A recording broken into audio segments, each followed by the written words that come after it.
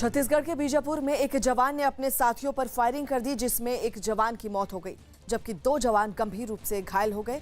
बताया गया कि जवानों के बीच किसी बात पर कहासुनी हो गई थी, जिसके बाद आवेश में आकर फायरिंग कर दी। घायल जवानों को अस्पताल में भर्ती करवाया गया है।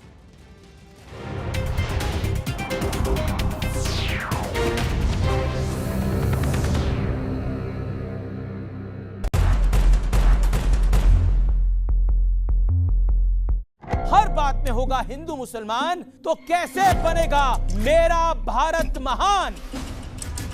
आतंक के कानून में हिंदू मुसलमान कैसा है? जवाब दीजिए। इमरान खान काहे की धमकी दे रहे जब उनको अपनी औकात हैसियत सब पता है? ये देश अपना हक लेना जानता है। आर पार देखिए अमीश देवगन के साथ सिर्फ न्यूज़ 18 इंडिया पर। मेरा प्रोग्राम जनता को सामने रख के बनाया गया है। जनता यहाँ पे बिल्कुल एकदम हीरो है। 100 में 99 लोग पूछते हैं भैया जी को एनर्जी कहाँ से मिलती है? एनर्जी सामने जनता है, ये जो खड़ी है।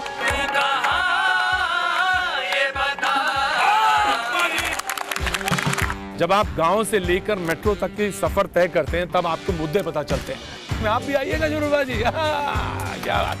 Thank you so much. Thank you. आप मुझे लिफ्ट दे सकें? किसी अनजान व्यक्ति को लिफ्ट देते समय सावधान रहें। घर कब आओगे? हादसा कभी भी कहीं भी किसी के भी साथ हो सकता है। हादसा देखिए सिर्फ न्यूज़ 18 इंडिया पर। कुछ सुनी सुनाई, बाघ जो है वो स्पिरिट है यहाँ पे। कुछ आंखों देखी, रात में देखा कि ये एक लाइट निकला। ये चमत्कार से कम नहीं है। माता के दरबार में आकर प्रसाद खा रहा है। कहानियां ऐसी जैसे कोई चमत्कार। नर्मदा की गहराइयों में अद्भुत शिव संसार बसता है। क्या छुपा है उनमें कोई गहरा राज? सारे सवालों के जवाब पाने के लिए हमें यह खतरा मोल लेना ही होगा। जान दांव पर लगाकर भी लेकर आएंगे आधी हकीकत आधा फसाना, सिर्फ न्यूज़ 18 इंडिया पर। कहीं कई मासूम जिंदगियां हैं दांव पर, कहीं किसी देश पर है सुपर पावर गिद्ध की नजर, तो कहीं किसी की नापाक हरकतों की। मेरे पास बहुत सारा एविडेंस है। साजिश देखिए सिर्फ न्यूज़ 18 इंडिया पर।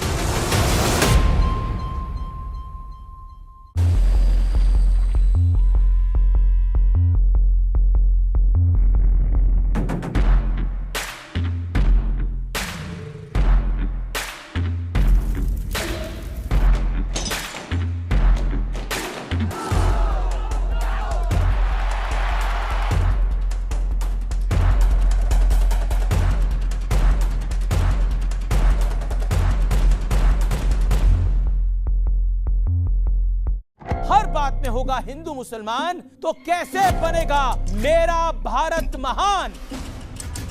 आतंक के कानून में हिंदू मुसलमान कैसा है? जवाब दीजिए। इमरान खान काहे की धमकी दे रहे जब उनको अपनी औकात हैसियत सब पता है? ये देश अपना हक लेना जानता है। आर पार देखिए अमीश देवगन के साथ सिर्फ न्यूज़ 18 इंडिया पर। मेरा प्रोग्राम जनता को सामने रख के बनाया गया है। जनता यहाँ पे बिल्कुल एकदम हीरो है। 100 में 99 लोग पूछते हैं भैया जी को एनर्जी कहाँ से मिलती है? एनर्जी सामने जनता है, ये जो खड़ी है।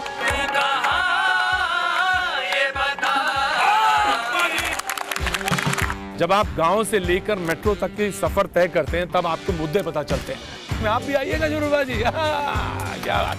Thank you so much. Thank you. आप मुझे लिफ्ट दे सकें? किसी अनजान व्यक्ति को लिफ्ट देते समय सावधान रहें। घर कब आओगे? हादसा कभी भी कहीं भी किसी के भी साथ हो सकता है। हादसा देखिए सिर्फ न्यूज़ 18 इंडिया पर।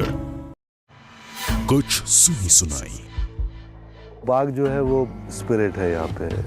कुछ आंखों देखी, रात में देखा कि ये एक लाइट निकला। ये चमत्कार से कम नहीं है। माता के दरबार में आकर प्रसाद खा रहा है। कहानियां ऐसी जैसे कोई चमत्कार। नर्मदा की गहराइयों में अद्भुत शिव संसार बसता है। क्या छुपा है उनमें कोई गहरा राज? सारे सवालों के जवाब पाने के लिए हमें यह खतरा मोल लेना ही होगा।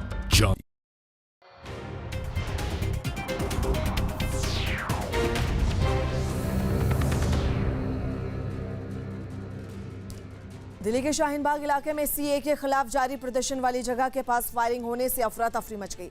बताया गया कि पूर्वी दिल्ली के दल्लूपुरा में रहने वाले एक शख्स ने वहां 2 से 3 राउंड फायरिंग की, जिसे पुलिस ने तुरंत हिरासत में ले लिया और जब पुलिस वाले उसे ले जाने लगे तो उसने जय श्री राम का नारा भी लगाया। जय श्री राम। फायरिंग करने वाले लड़के ने अपना नाम कपिल बताया और शाहीन बाग में कई दिनों से हो रहे प्रदर्शन को अपने गुस्से की वजह बताया। गोली क्यों चलाई? क्योंकि हमारे देश में ऐसा नहीं चाह सकता। हमारा देश है हिंदू राष्ट्रवादी क्षेत्र है। पुलिस वाले आरोपी को अपनी गाड़ी में बैठाकर पूछताछ के लिए सरिता विहार थाने ले गए। जामिया के बाद शाहीन बाग में फायरिंग हुई है। एक युवक ने फायरिंग की और मैं आपको दिखाऊं कि ये वो बैरिकेड है जिससे आगे जाकर के युवक ने उस बैरिकेड के पास फायरिंग की, जिसके पीछे शाहीन बाग में तमाम लोग लगातार धरने पर बैठे हुए हैं। पुलिस ने इस घटना वाली जगह से गोली के खोखे और आरोपी से फायरिंग में इस्तेमाल हथियार बरामद करने का दावा किया। मौके पर 2 खाली खोल जो मिले हैं, तो 2 राउंड एक देसी पिस्तौल जैसा वेपन है ये, तो उससे वो 2 राउंड हवा में फायर किया है। वहीं शाहीन बाग में फायरिंग करने वाले लड़के के पिता ने उसकी हरकत पर हैरानी जताई, जबकि फायरिंग की जानकारी मिलते ही कुछ लोग वहां प्रदर्शन करने पहुंच गए, जिन्होंने शाहीन बाग में लंबे समय से जारी प्रदर्शन की वजह से होने वाली परेशानी का हवाला देकर नारेबाजी शुरू कर दी। यहाँ पर जो बैरिकेड के दूसरी तरफ है ये नारेबाजी शुरू हो गई है, जिसमें लोग शाहीन बाग को खाली करने के लिए ये तमाम लोग यहाँ पर इकट्ठे हुए और नारेबाजी कर रहे हैं। वहीं शाहीन बाग में नागरिकता संशोधन कानून के विरोध में धरने पर बैठे लोगों ने फायरिंग के लिए पुलिस को जिम्मेदार बताया। पुलिस वाले करवा रहे, पुलिस के होते साथ वो लड़का यहाँ आके फायरिंग करता है। वहीं जामिया के बाद शाहीन बाग में भी फायरिंग होने पर सियासत गर्मा गई। आम आदमी पार्टी ने तो चुनाव आयोग से शिकायत कर दिल्ली का माहौल खराब करने की कोशिश किए जाने का आरोप लगाया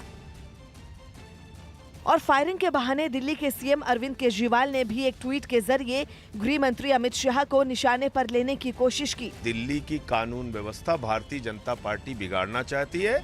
वहीं AIMIM प्रमुख असदुद्दीन ओवैसी ने भी एक ट्वीट के जरिए शाहीन बाग में फायरिंग करने वाले लड़के का वीडियो शेयर किया और इस घटना के लिए बीजेपी पर हमला बोला।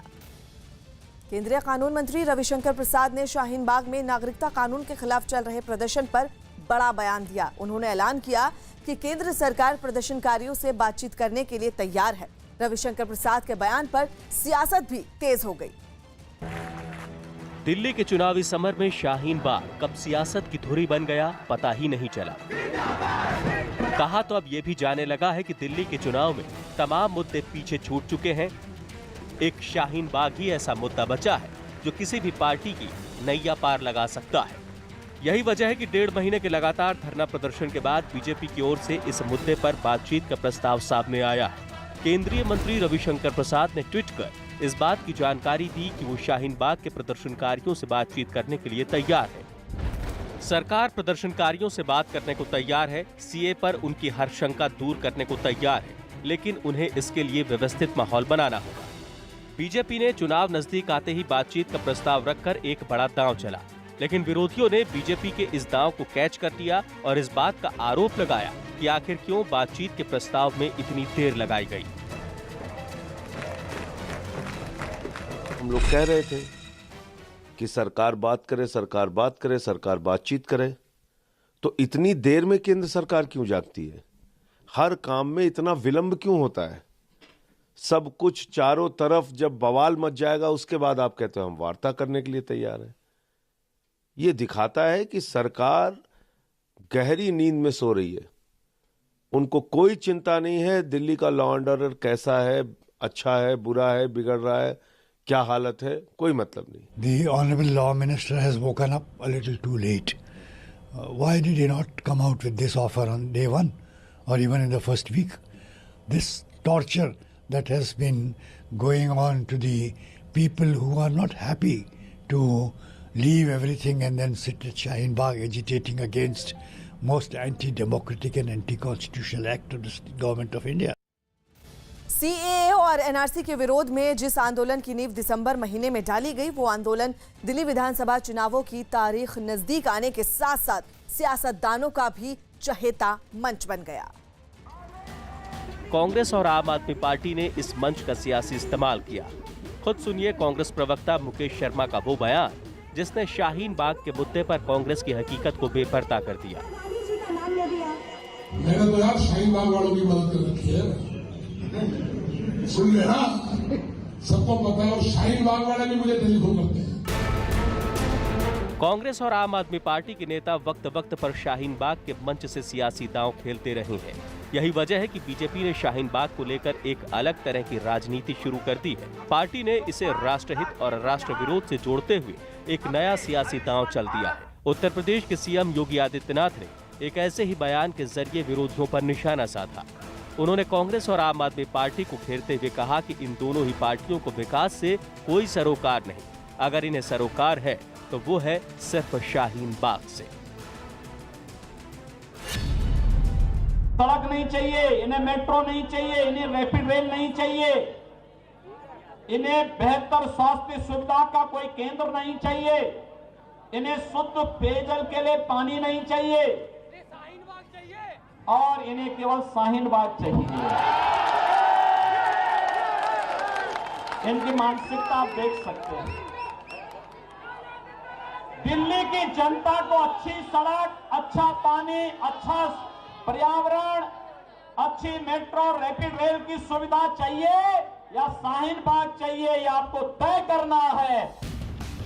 बीजेपी की तरफ से रविशंकर प्रसाद के बयान को मारक हथियार के तौर पर इस्तेमाल किया जा रहा है, लेकिन इसी मामले पर जब राहुल गांधी से सवाल किया गया तो उन्होंने थैंक यू के अलावा कुछ भी बोलने से इनकार कर दिया।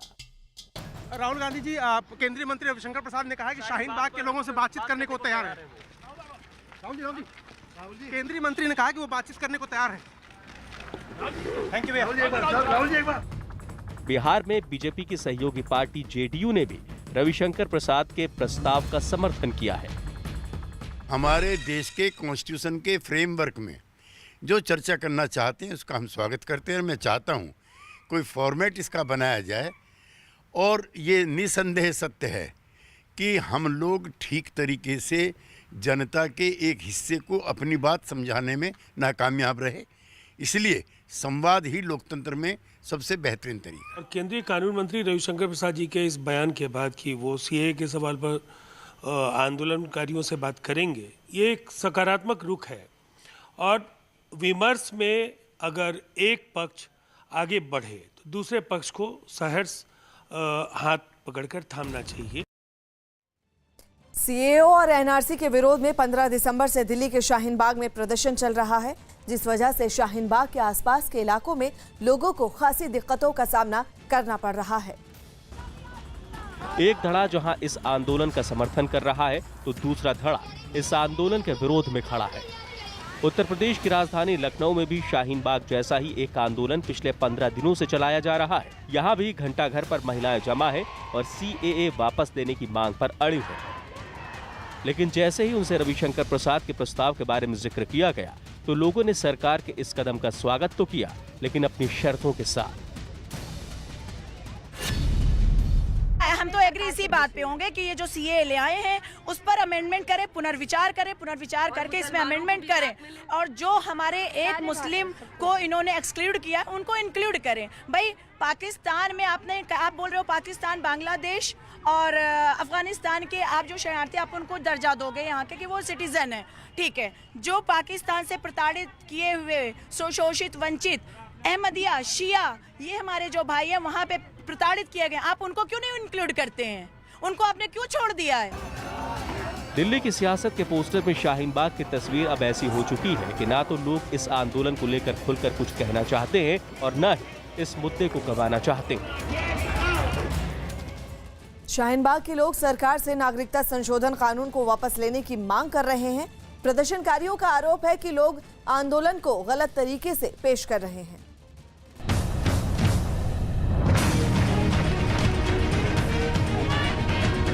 शाहीन बाग को लेकर कशमकश के हालात को ऐसे ही समझा जा सकता है कि प्रदर्शनकारी सरकार के प्रस्ताव का स्वागत तो कर रहे हैं, लेकिन इस बात पर भी अड़े हैं कि जब तक उन्हें लिखित आश्वासन नहीं दिया जाता, तब तक आंदोलन वापस नहीं लिया जाएगा। पहल है जो ये वर्बल डिस्कशन चल रहा है, मीडिया के थ्रू डिस्कशन हो रहा है, ट्विटर के थ्रू, बट सरकार इनिशिएटिव ले, वो मैसेज दे, फिर उसके बाद हम लोग डिसाइड करेंगे कि फर्दर हमारा मूव क्या होगा। जब जनता आपको वोट दे के आपको उस पार्लियामेंट में बिठा रही है और आप अब जनता परेशान है कि सीए के लिए जो भी एनआरसी एनपीआर जो भी हो, लेकिन आपको ये चाहिए कि आप जनता के बीच में आए। वोट आप जनता से लेते हैं और पार्लियामेंट में पास करते हैं, वो एक कानूनी स्ट्रक्चर है, लेकिन आप आए यहाँ पर जनता से मिले और बात करें। शाहीन बाग के प्रदर्शनकारियों का ये भी आरोप है कि उनके इस आंदोलन को गलत तरीके से पेश किया जा रहा है। ना तो यहाँ एम्बुलेंस को रोका जा रहा है और ना ही किसी ऐसी गाड़ी को जो रोजमर्रा की जरूरतों का सामान लेकर जा रही हो। दूध की गाड़ी को जाने दिया जा रहा है, एम्बुलेंस को जाने दिया जा रहा है, स्कूल की गाड़ी जा रही है।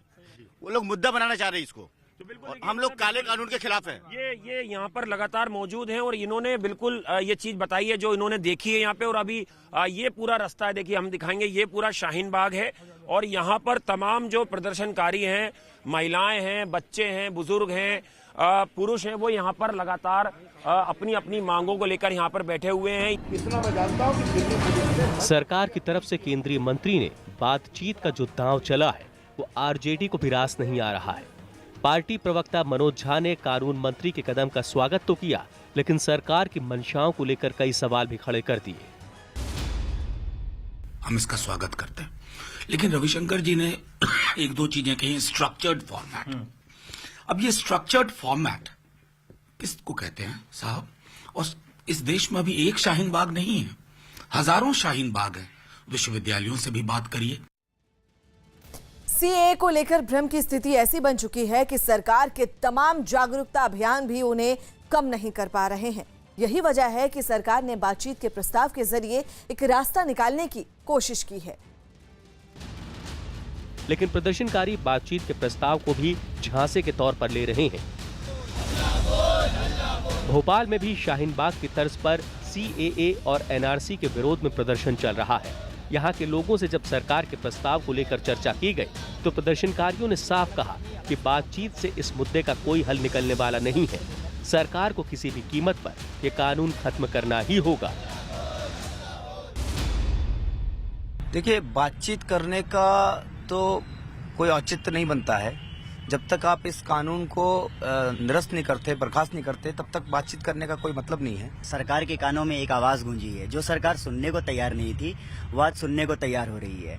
दूसरी बात, अगर वो बातचीत कर रहे हैं तो हमारा जो मेन मुद्दा है वो ये है कि ये जो आया है, जो आपने वायलेट किया है, उसको खत्म कीजिए। तो अगर आप मुझसे बातचीत भी करेंगे तो मैं यही कहूंगा कि ये जो आपने वायलेट किया है उसको खत्म कीजिए। सीएए कानून बनने के बाद अफवाहों ने इस कदर जोर पकड़ा कि सरकार उन अफवाहों से पार नहीं पा सकी। इन अफवाहों का सबसे ज्यादा असर मुस्लिम समुदाय पर हुआ, जिन्हें ये लगने लगा कि अगर वो अपनी नागरिकता साबित नहीं कर सके तो उन्हें भारत छोड़ना होगा, जबकि ये कानून नागरिकता देने का कानून है, न कि किसी की नागरिकता छीनने का। दरअसल नागरिकता संशोधन कानून 2019 में अफगानिस्तान, बांग्लादेश और पाकिस्तान से आए हिंदू, सिख, बौद्ध, जैन, पारसी और क्रिश्चियन धर्मों के प्रवासियों के लिए नागरिकता के नियम को आसान बनाया गया है। पहले किसी व्यक्ति को भारत की नागरिकता हासिल करने के लिए कम से कम पिछले 11 सालों से यहाँ रहना अनिवार्य था।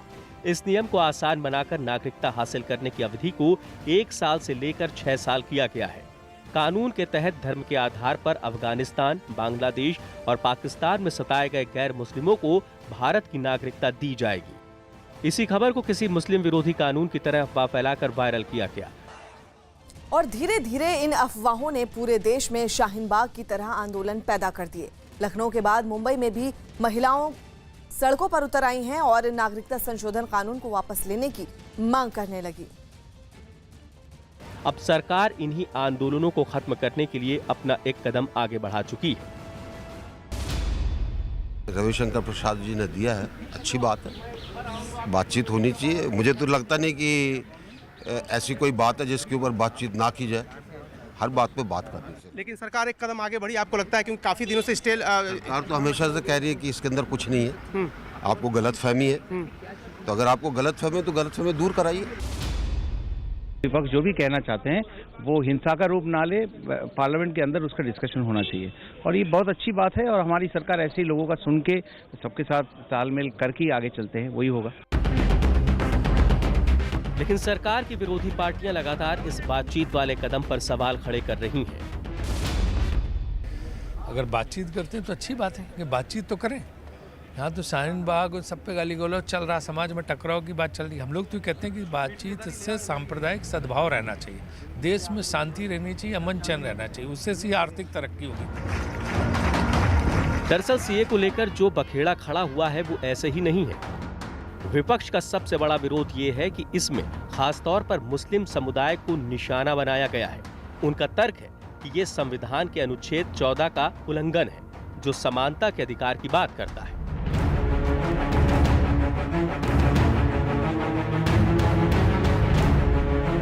देश के अलग अलग इलाकों में इस मुद्दे को लेकर आग लग चुकी है, और ना तो प्रदर्शनकारी ही मानने को तैयार हैं और ना ही सरकार पीछे हटना चाहती है। यही वजह है कि 1.5 महीने से ज्यादा का वक्त बीत जाने के बाद सरकार अब एक्शन में आई। तो विरोधी भी रिएक्शन देने से नहीं चूक रहे हैं। शाहीन बाग की कुछ हमारा घर की माँ बहनें, इनको समझाने में मोदी सरकार नाकाम रही है, ये क्या बात है? रविशंकर क्यों सामने आ रहे हैं? रविशंकर आप खुद जाओ, आप तो कानून मंत्री है ना, खुद जाओ, कानून समझाओ वहां जाकर। वो हिम्मत नहीं है आपको, क्योंकि आप सब झूठ बोल रहे हैं।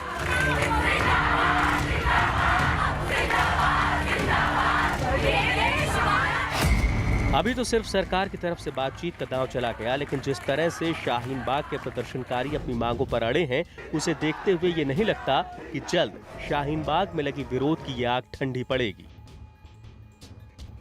आतंकी संगठन जैश ए मोहम्मद ने एक बार फिर भारत के खिलाफ बड़ी साजिश रची है। सूत्रों से मिली जानकारी के मुताबिक जैश ए मोहम्मद के आतंकी इस बार दिल्ली में हमला करने की फिराक में हैं।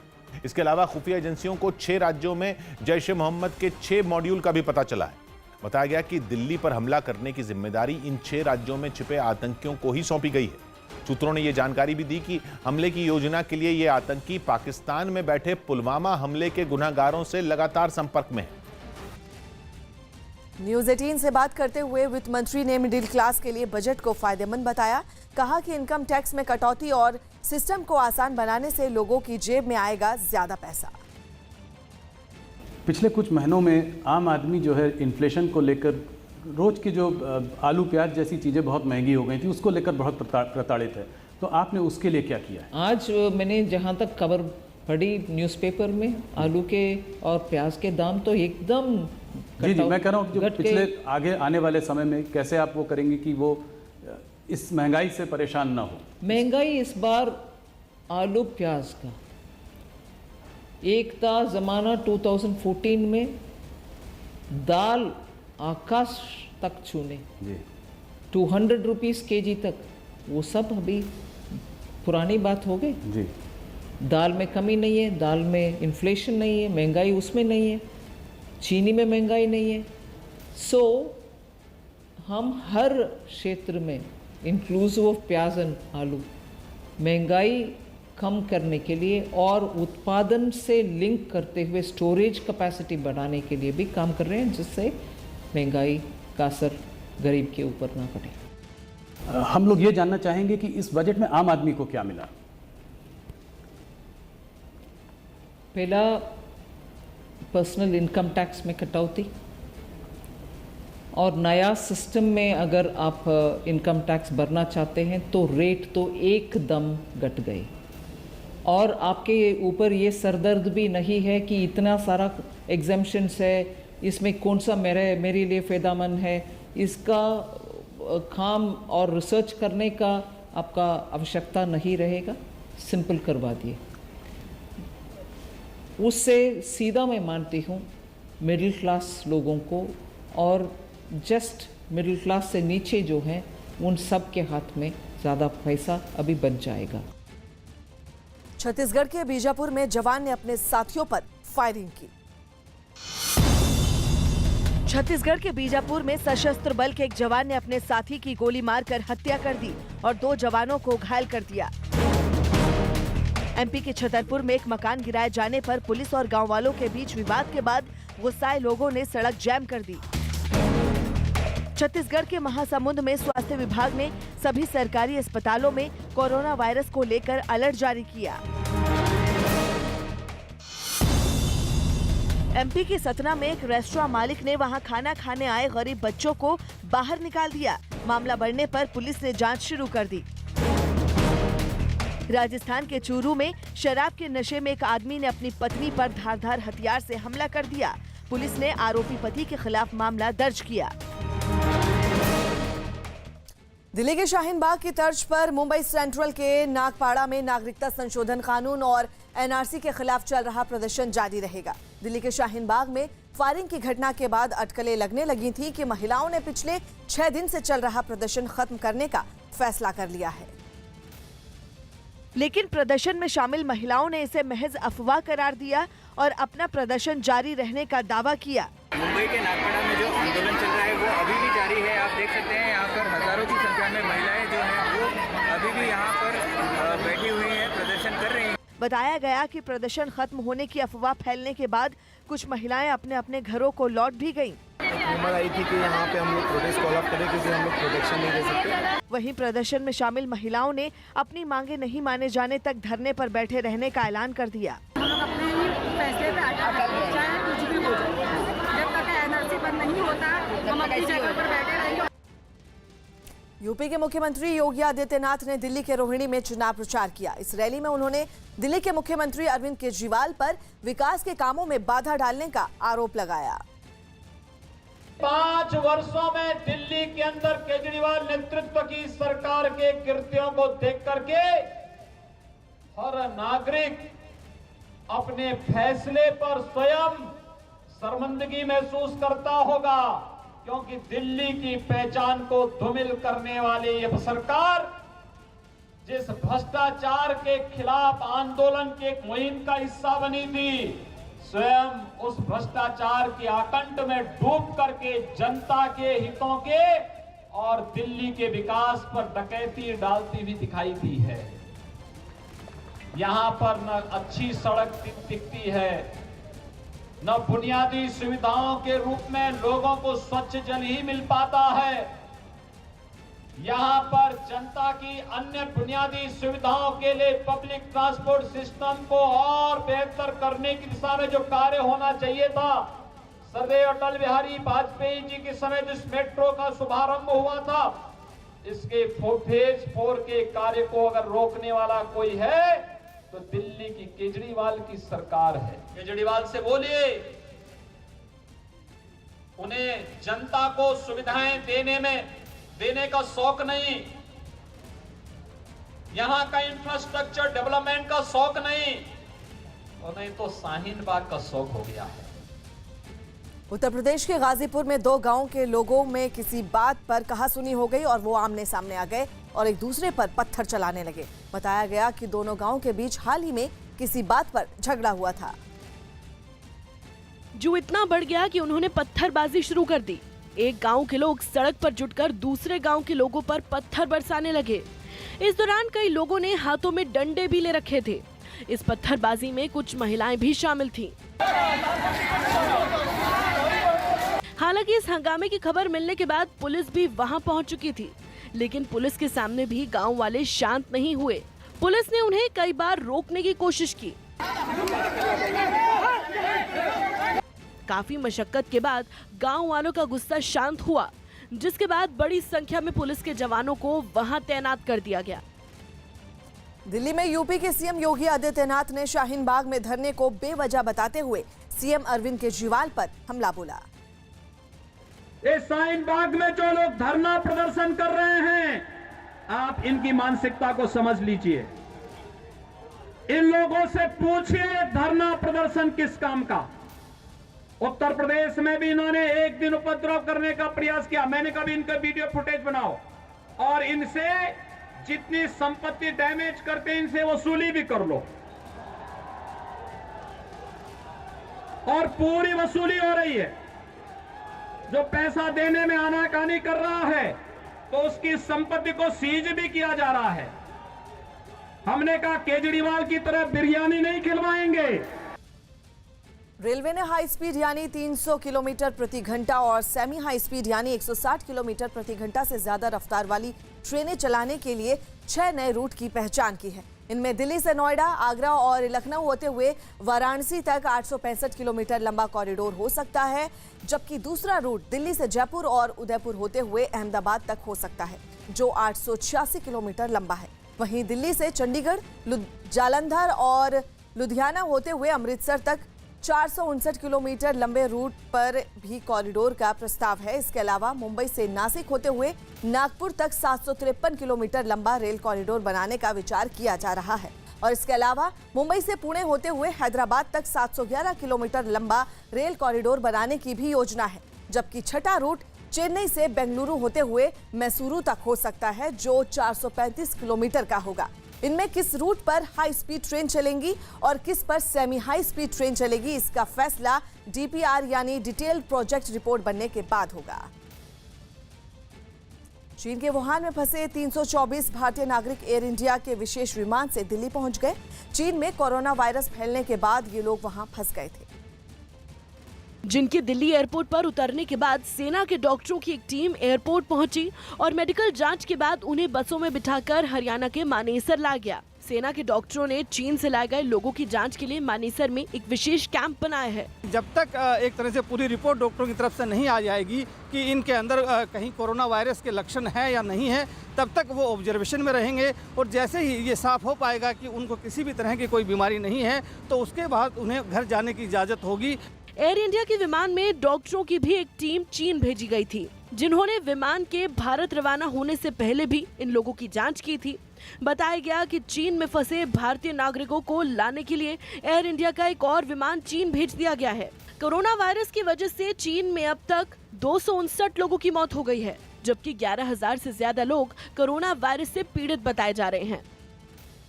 गुजरात के नवसारी में कार्यक्रम के दौरान एक लोक गायक पर भारतीय नोटों के साथ ही अमेरिकी डॉलर की भी जमकर बारिश की गई। इस कार्यक्रम में हजारों की भीड़ जुटी थी, जिनमें कई लोग स्टेज पर चढ़कर लोक गायक के गाने के साथ साथ उन पर नोट बरसाने लगे।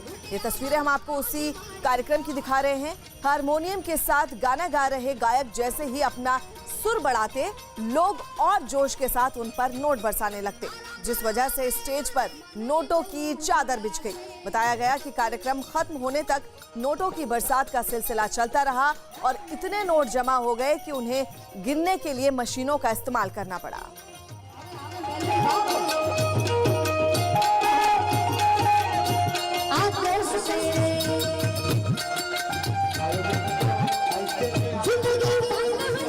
गुजरात के नवसारी की तस्वीर हम आपको दिखा रहे हैं, जहां पर एक कार्यक्रम में लोक गायक पर जमकर नोटों की बारिश की गई। ये तस्वीरें आप देखिए, भारतीय करेंसी के साथ साथ अमेरिकी डॉलर भी यहां पर खूब बरसात की तरह उड़ाए गए।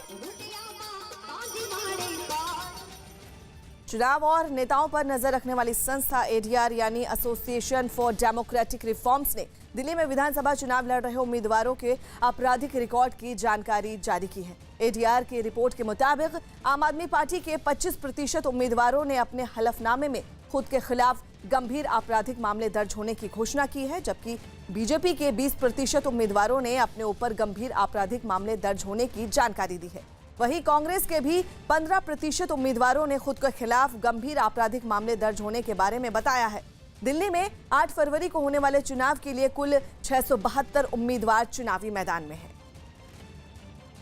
ईरान के साथ चल रही तनातनी के बीच अमेरिका ने अब एक ऐसा कदम उठाया है जिससे पूरी दुनिया में दहशत फैल गई है। अब तक अमेरिका इराक में अपने सैन्य ठिकानों से ईरान को निशाना बना रहा था, लेकिन अब उसने सऊदी अरब में अपने सैन्य ठिकानों को मजबूत करना शुरू कर दिया है। और इतना ही नहीं, उसने सऊदी अरब में अपने अत्याधुनिक लड़ाकू विमान को नया बेड़ा भी उतार दिया है। अमेरिका ने ईरान के खिलाफ अब नई बिसात बिछानी शुरू कर दी है।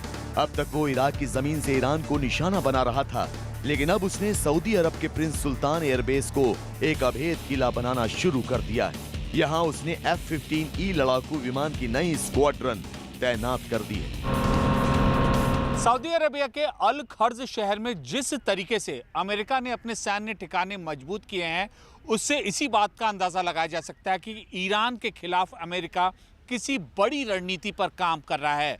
वजह साफ है कि ईरान के पास अल खर्ज का इलाका है जहां से बहुत ही बड़ा हमला अमेरिका कर सकता है, लेकिन ईरान उस जगह को छू भी नहीं सकता। सऊदी अरब के अल खर्ज शहर की भौगोलिक स्थिति ऐसी है जिससे ये जगह ईरान के खिलाफ अमेरिका के लिए सबसे महफूज है और यहाँ से वो ईरान को पूरी तरह से काबू में कर सकता है। सऊदी अरब का अल खर्ज शहर फारस की खाड़ी से 550 किलोमीटर दूर है और पूरी फारस की खाड़ी पार करने के बाद ही ईरान की सीमा शुरू होती है। माना जा रहा है कि इसी भौगोलिक स्थिति की वजह से अमेरिका ने अल खर्ज में F-15E विमानों की नई खेप उतारने के साथ ही यहां सैनिकों की संख्या भी बढ़ाई।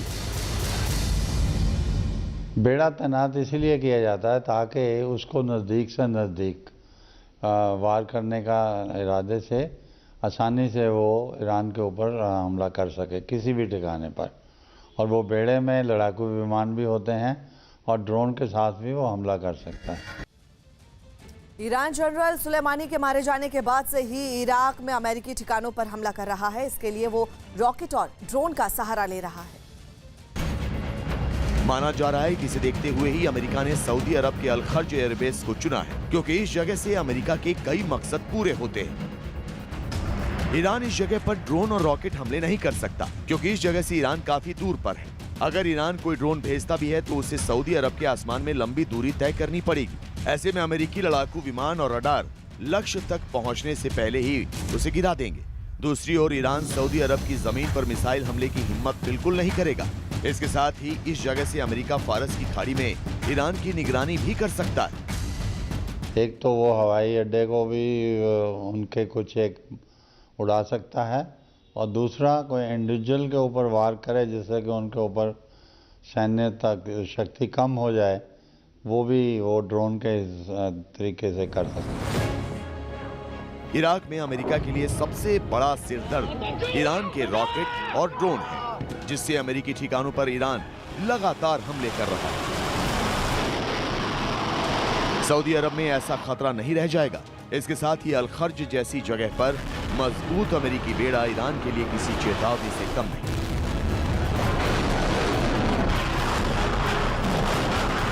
सऊदी अरब उसका बहुत ही दोस्त है और उसको बहुत आसानी से बेस मिल जगह और फौज उसकी पहले ही उधर इराक के अंदर है, इसलिए उसके वो बगदाद से हमला करना थोड़ा ठीक नहीं लगता उसको।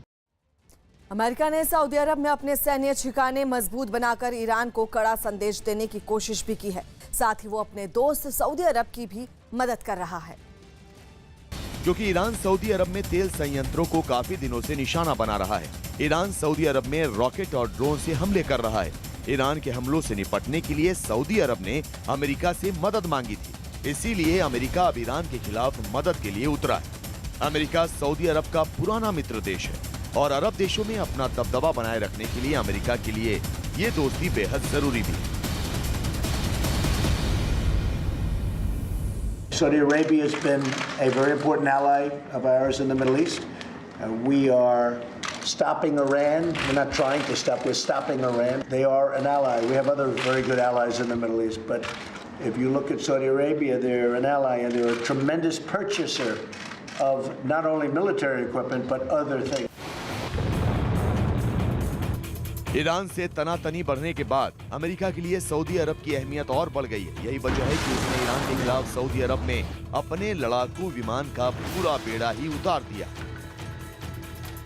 बेसिकली तो वो ईरान के खिलाफ ही कार्रवाई करना चाहता है, पर यह कुदरती बात है, जब वो उधर भी पहुंच गया है तो उसके तेल ठिकाने भी महफूज रहेंगे।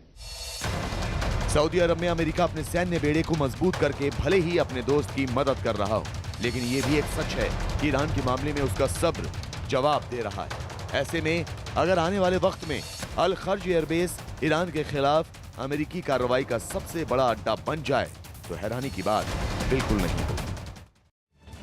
पटना के पास नेउरा में एक दुकान में आग लगने के बाद जमकर तोड़फोड़ की गई। बताया गया कि जमीन विवाद पर गांव के कुछ लोगों ने सीमेंट की एक दुकान पर हमला बोल दिया और उसमें आग लगा दी, जिससे वहां रखी सीमेंट की कई बोरियां जलकर राख हो गईं। इसके अलावा कुछ गाड़ियों को भी निशाना बनाया गया, जिनमें एक ट्रैक्टर भी शामिल था, जिसमें आग लगा दी गई।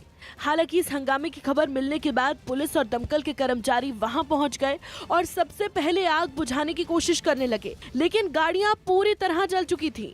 वहीं कुछ ट्रकों में भी तोड़फोड़ की गई। हमने तो गाड़ी लगाया गया था घर, हमारा खबर गया गाड़ी में हो जा ईंटा पत्थर चल रहा है, सब आए तो रहे, दोनों शीशा फूटल है। पुलिस ने पूरे इलाके को घेर लिया ताकि फिर कोई हंगामा ना हो, लेकिन इस आगजनी और तोड़फोड़ के बाद आसपास के दुकानदार भी दहशत में हैं।